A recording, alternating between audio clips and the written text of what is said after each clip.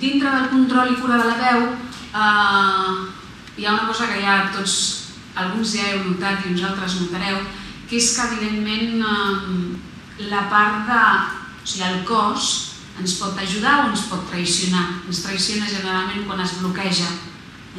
Els nervis i els bloquejos afecten directament a l'oïda i a la veu de saque, per una mala expressió. Així, de principi, el primer que ens limiten és això. Llavors, tenim el Xavier Ortiz, que també es vol posar dret i no vol seure amb nosaltres, que ens donarà classe de tècnica Alexander i que ell mateix us explicarà el seu mètode i la seva assignatura. La cosa és que moltes vegades un no controla el seu cos perquè no el coneix prou bé i moltes vegades fem coses amb ell que no sabem què fem. Diguem-ne que d'alguna manera tu sents una cosa però el teu cos en fa una altra. Posaré un exemple molt senzill, però després, si un cas, ho veieu quan ens aixequem. Moltes vegades, quan ens movem, quan estem doblant, quan estem caminant, quan estem expressant-nos per la vida, de cop tensem el coll o les espatlles i arriba un punt que estàs tensant les espatlles i ja no ho saps, simplement segueixes tensant les teves espatlles fent el que tu vagis fent. I de cop, al cap del dia, dius, ostres, em fa mal el coll, em fan mal les espatlles, però no saps per què.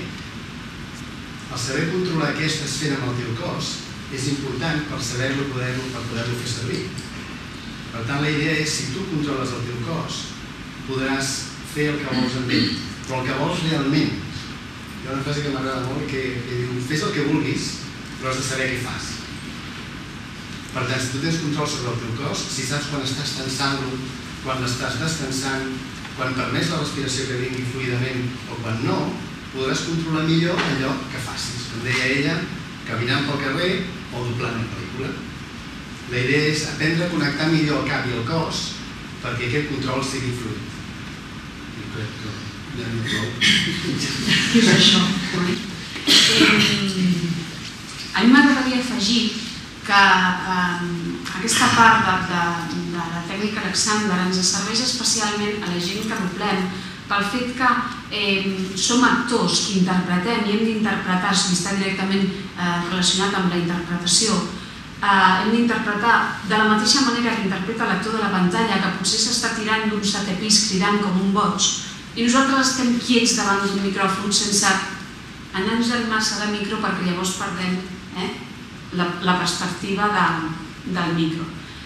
L'altre dia algú va dir que és que ens han dit a classe que no ens podem moure davant del micro. Mentida, no us hem dit això. Us hem dit que no podeu perdre la perspectiva del micro, per això, perquè si sortim cap aquí ja no em sentim de la mateixa manera que si estic a micro. Això no vol dir que no em pugui moure, però necessito moure'm i aconseguir moure'm sense fer soroll i poder enfocar sempre bé. I això no ha de ser un límit per la interpretació.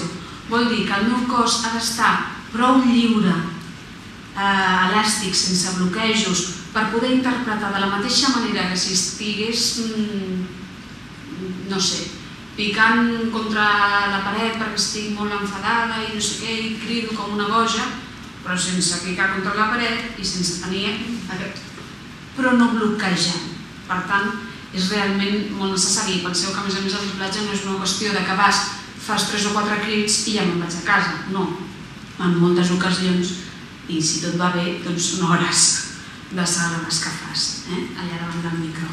Quietet, però flexible, relaxat, sense bloquejos. Per això és tan important tenir aquest control sobre el cos també, i perquè a més el cos interpreta, encara que no es mogui, l'energia del teu cos necessita fluir per poder interpretar.